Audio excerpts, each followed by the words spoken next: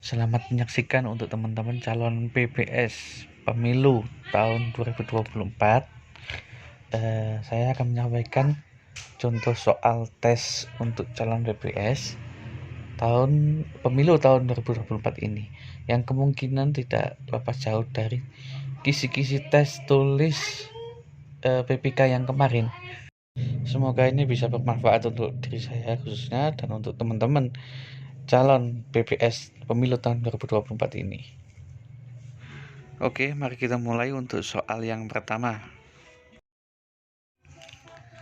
Sikap berlandaskan nasionalisme di bawah ini yang berpengaruh pada kebijakan fiskal negara adalah: A. Hak membayar pajak tepat pada waktunya. B. Melakukan pekerjaan yang tidak melanggar hukum. C. Membeli produk buatan dalam negeri.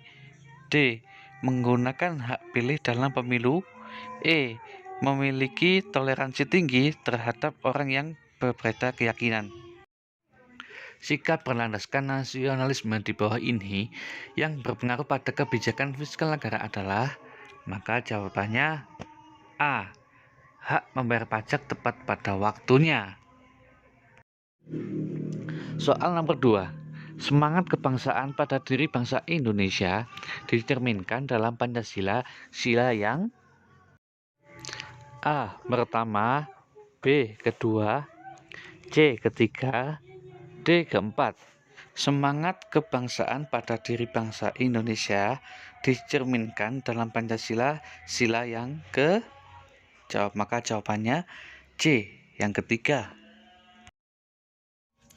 Soal nomor 3.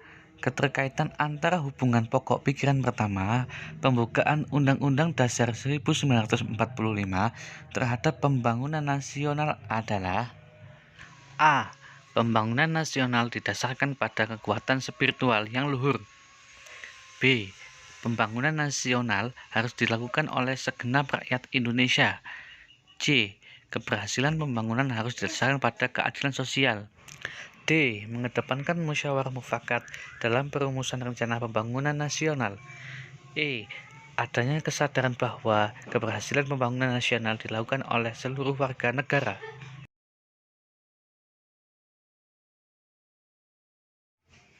Jawabannya adalah E. Adanya kesadaran bahwa keberhasilan pembangunan nasional dilakukan oleh seluruh warga negara. Soal nomor 4. Jiwa persatuan Indonesia dalam konsep Pancasila merupakan bentuk penyadaran bahwa perbedaan adalah karakter bangsa yang mempersatukan, bukan bentuk ancaman. Kesadaran tersebut harus tertanam bagi warga negara, terutama dalam membangun sikap A. Nasionalisme. B. Cinta tanah air. C. Bela negara. D. Patriotisme. E. Penghargaan perbedaan.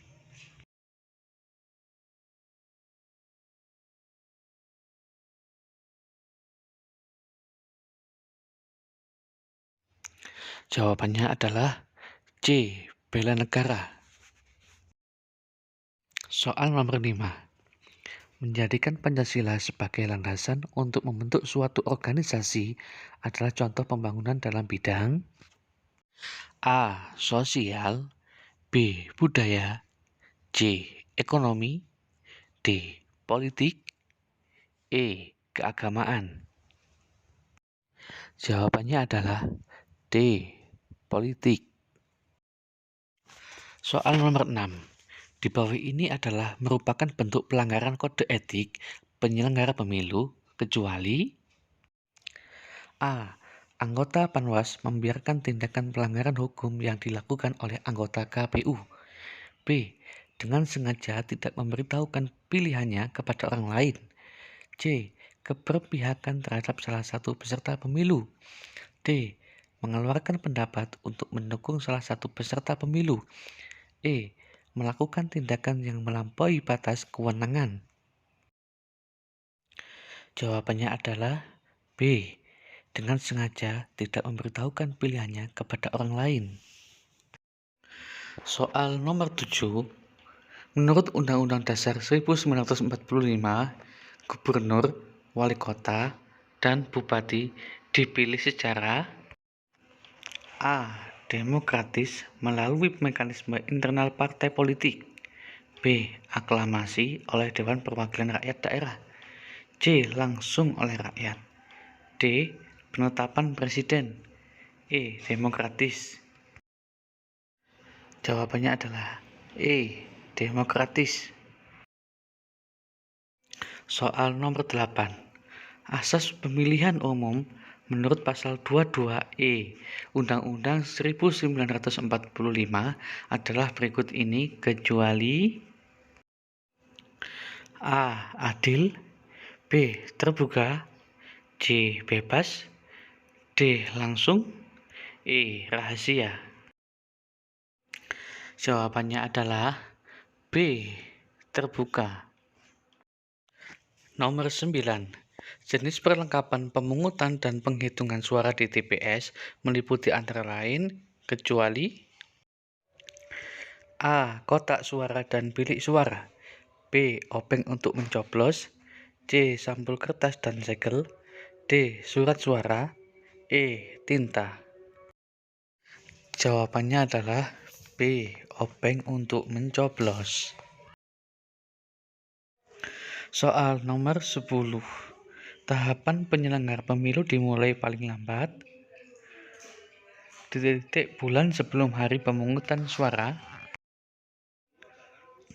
A. 24, B.